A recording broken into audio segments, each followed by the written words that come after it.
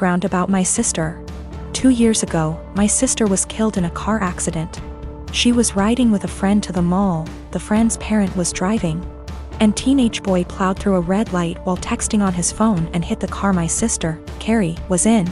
Carrie was killed instantly and her friend, June, was in a coma for 3 weeks before her parents took her off life support. When Carrie passed, I was devastated and angry and just not in a good place. Carrie and I had been extremely close. Despite a 7-year age gap between us, we enjoyed a lot of the same shows, we went to concerts together. We volunteered together, and I took it upon myself to guide Carrie like any big sister would do.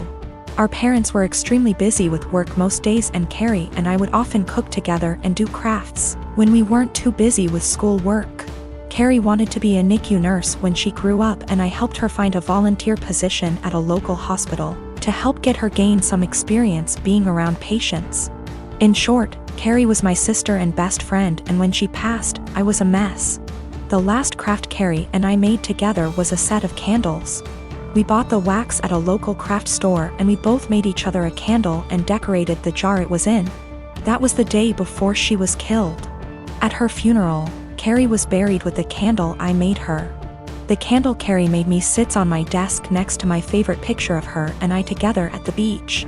Or it did, until last week. Background about my boyfriend.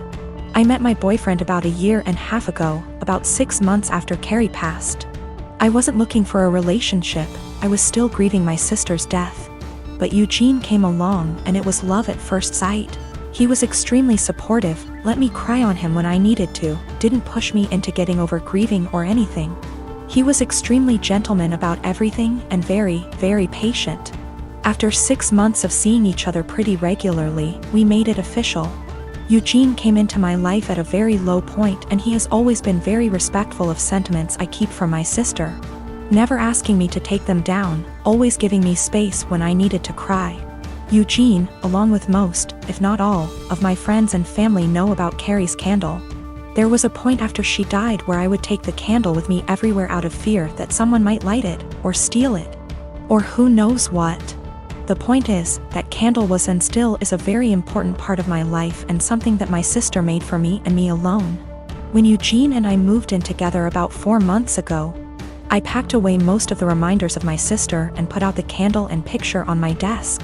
I felt that this was a huge step because when I'd lived just by myself I had pictures everywhere and a few knickknacks laying around from my sister. I wanted to make Eugene and I's home our home with just a small part of my sister there. Eugene understood and was very supportive. Last week, we had a massive winter storm that knocked out power.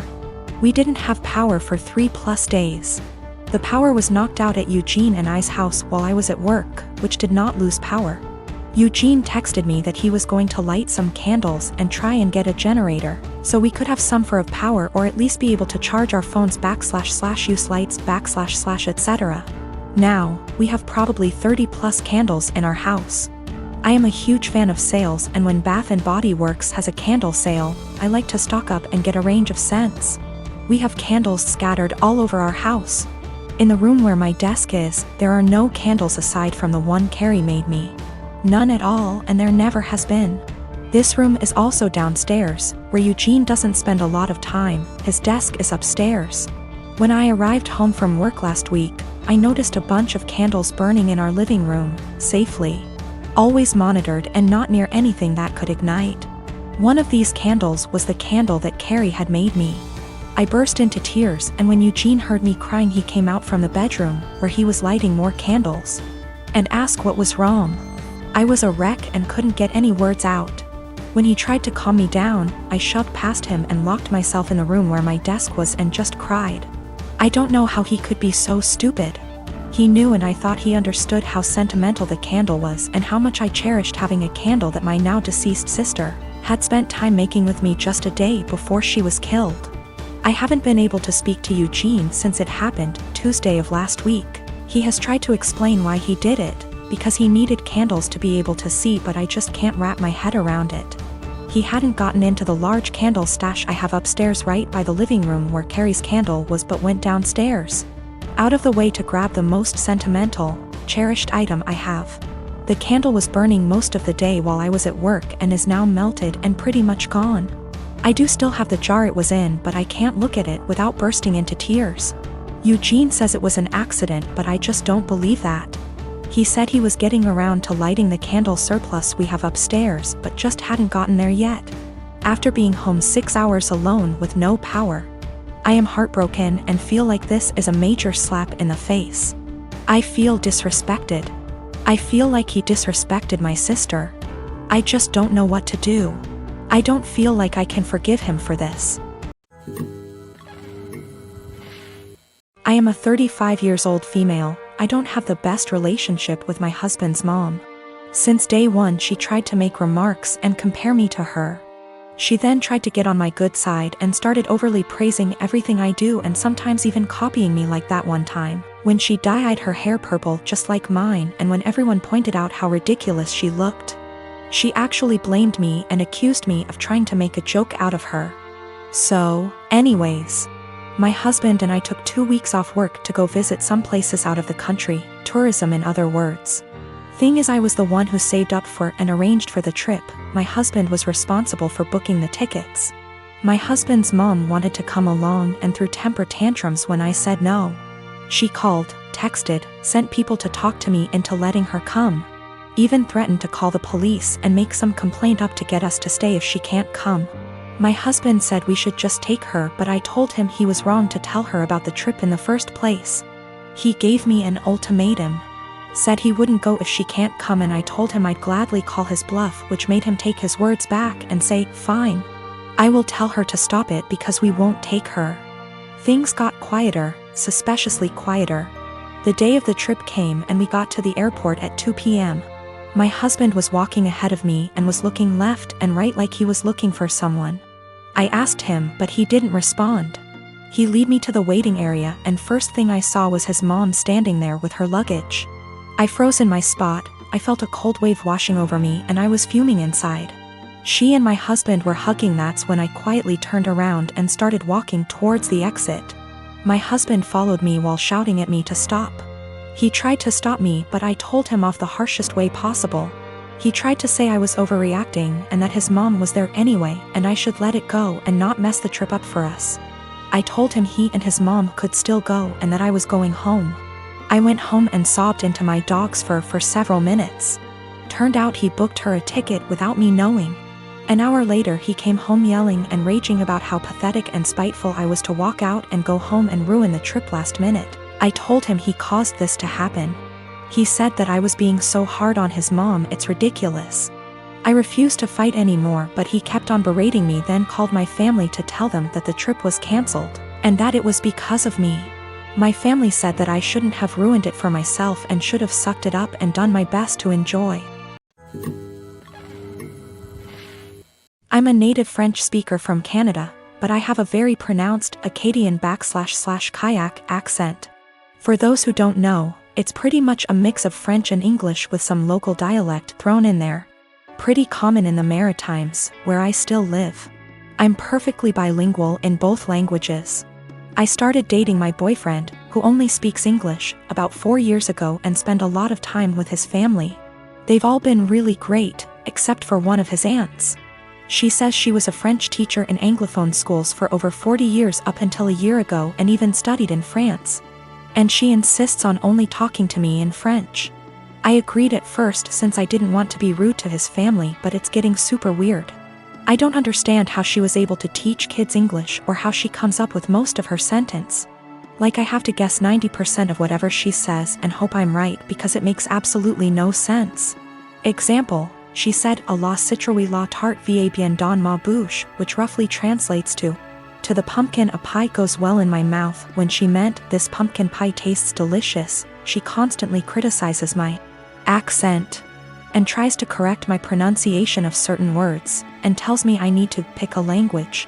When I accidentally say something in kayak, speaking proper Francais standard is actually getting harder for me since I've been only studying / working in English.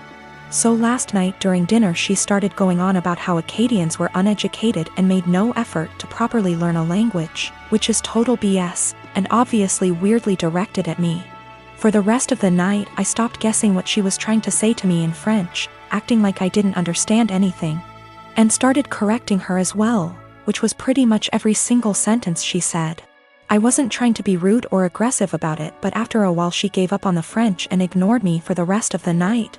Turns out she was super pissed and told everyone I was trying to embarrass her in front of everyone. Looking back, I think I might have taken it too far by not stopping after 2 to 3 sentences, and I feel bad. My boyfriend said I was being why, while his mom said she probably deserved it. Forgot to mention that I told her a few years ago that it's hard for me to fully speak proper French as I spoke kayak all my life. Tried to explain Acadian culture, she wasn't having it, surprise, and she stopped for a while but is now doing it again. I'll try to give my girlfriend's side here too so it's not too biased. I used to dress like shit. I was perfectly content wearing my gym clothes everywhere and stretched the dress code as much as possible for work. My girlfriend works in the fashion industry, so she helped me buy some clothes that fit me better and looked nicer without being out of my comfort zone, so I was really thankful for that. I kept all the same gym clothes, sweatpants, Panama pants, old t-shirts and sweaters and jeans, etc., as well as all of my shoes because I figured they'd be fine to wear around the house or to work out because I don't really care how I look for that. I told her she could buy clothes for me if she wants because she knows what I like, which is maybe where I went wrong. Last week I went on training for work and it was my birthday while I was gone. I got back and my girlfriend had donated all of my old clothes that she hadn't picked out and replaced it with new stuff. I tried to act grateful at first, but honestly I am pissed off. I don't want to wear shitty stiff jeans that stain the seats in my truck blue, and the running shoes suck for actually running. Even the sweatpants are kinda tight, which in my mind defeats the purpose of wearing sweatpants. She got rid of all my old t-shirts that I bought at games and replaced them with plain colors, but now I have barely any t-shirts at all, and she spent a ton of money doing this. I know the jeans alone are over $300 and the shoes probably cost over $2,000. She gets a small discount on this stuff, but still, she probably spent upwards of $5,000 on all the new clothes. I looked up some of the brands and it's all really high-end. I told her I wish she hadn't gotten rid of my old stuff, and she said I would have kept wearing it, so she had to, but offered to go get it back from the thrift store. Well, the thrift store apparently sends their donated clothes away to get wasted, and then they get sent to various locations throughout our city, so basically no one has any idea where my clothes are and they're as good as gone. The reason I'm posting is she's now mad at me for being ungrateful and says I should respect and appreciate her more. But yeah, I'm not really that thankful because she got rid of all my shit. Yesterday I told her not to talk to me until she came home with my bean boots that I've been breaking in for years, which she actually was able to find, but it caused a huge fight.